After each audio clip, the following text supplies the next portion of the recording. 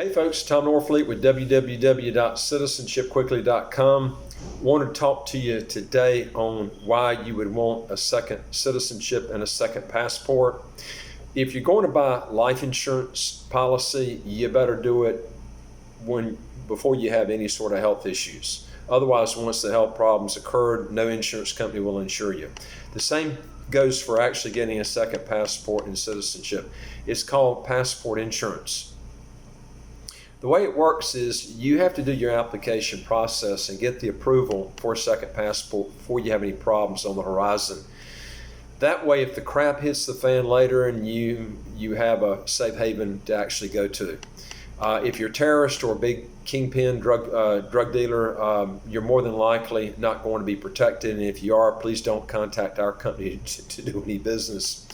If you apply for a second passport, when you know you have an existing problem, even if there is no proof of the problem currently, you would need to mention it on the actual citizenship application forms when applying. If you don't do it, you're going to have problems. Sometimes depending on when the problem occurred, what the problem was, and if you paid for your civil or criminal problem already, you can still get through with no problems. It just depends on the situation. Causing a civil or criminal issue in Russia or China, if you're a current citizen of those countries, would not necessarily be a civil or criminal issue in the country you're applying for to get the passport in. If you lie about a pre-existing problem on the citizenship application form and it's discovered before you're approved, it's an automatic rejection and you would have lost some money in the application process. If you lie about an existing problem and then later it's discovered and proof shows you knew about the problem before the application process started, and then you later get the second passport, your citizenship could be revoked and even more funds from the application process would be forfeited. Bring out all your current and past problems beforehand, even before the applications are filled out, so we can check them out, with the citizenship department of the country that you're trying to get the passport in, so we can discreetly, with no name given out, see if you will more than likely get rejected before government fees are paid out by having a preliminary due diligence done, and this will save you a lot of time and money. You really need to do this ahead of time. Typically, citizens of a country don't usually extradite their citizens to another country where there was a civil or criminal issue that occurred, even if there is an extradition treaty in place between your first passport country and the new second passport country. But every case is different. But I've never seen a case where someone was extradited back to another country because of a tax issue, as long as the earned money was made legally and not illegally. I'm not saying this is to protect someone that has a civil or criminal issue problem, because if you have a civil or criminal problem and you try to get a second passport, you're more than likely going to get rejected anyway. Any country in the world is capable of being the next rogue nation, though. And having a second passport could protect you from the next wacko dictator that comes into power that views you and many others as the enemy.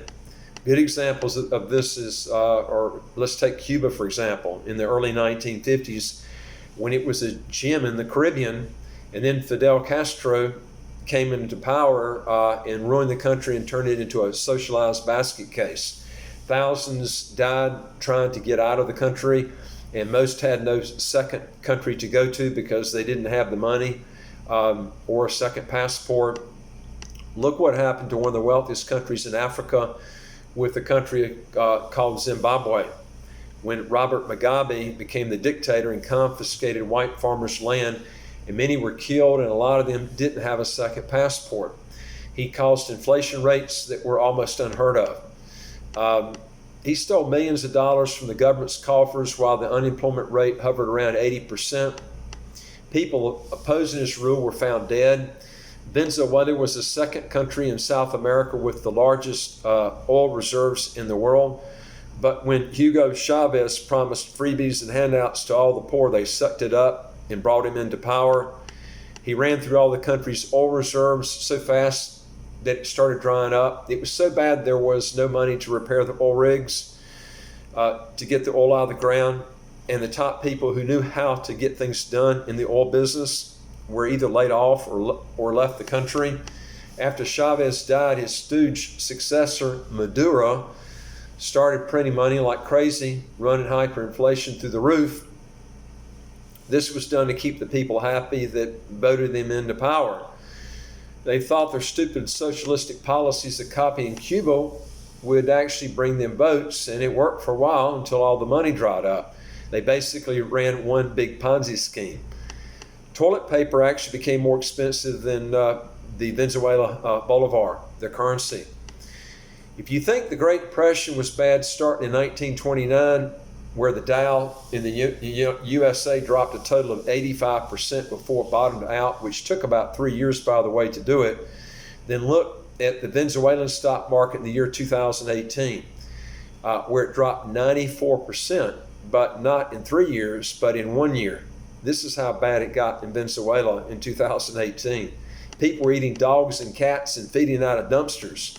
Millions of people in Venezuela tried to find other countries that would take them as refugees because most did not have a second passport.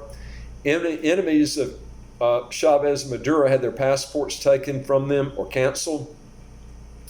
A lot of them were jailed.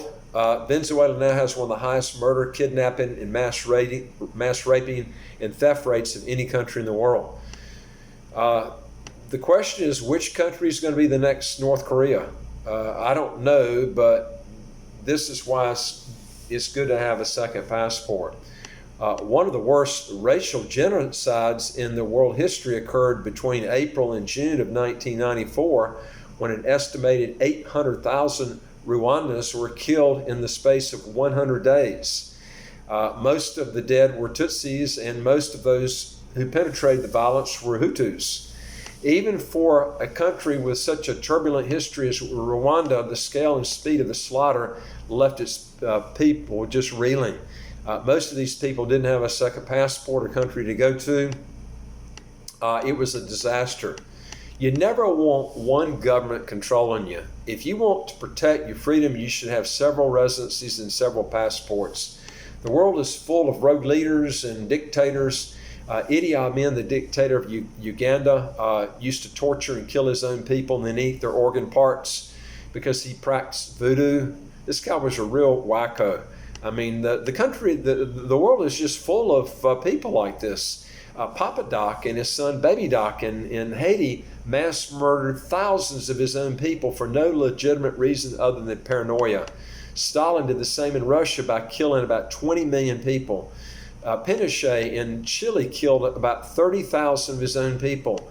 I could go on and on about rogue leaders that their people loved when they came into power, but then to find out that the guy in power was the devil in disguise.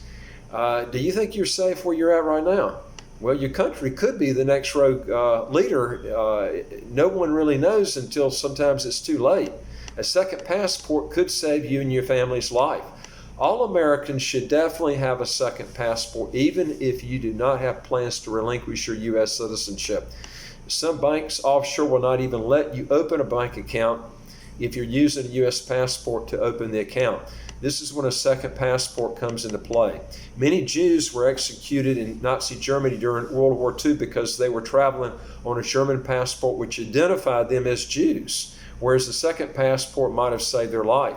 The IRS has said for now authorities are denying renewal of passports for owing back taxes. The law does allow the State Department to cancel current passports of tax debtors under the new law. I mean, these are the type of things that you need to be wary of, but most people don't find out until it's too late. Folks, we're putting out a series of videos on this subject. If you have a comment or question, just list it below, and I'll be glad to answer any questions that you've got. Also, if you want new videos as they come out, hit the subscribe button to the right of your screen. We'll get those out to you as soon as they come in. Look forward to talking to you on the next video. Take care. Bye.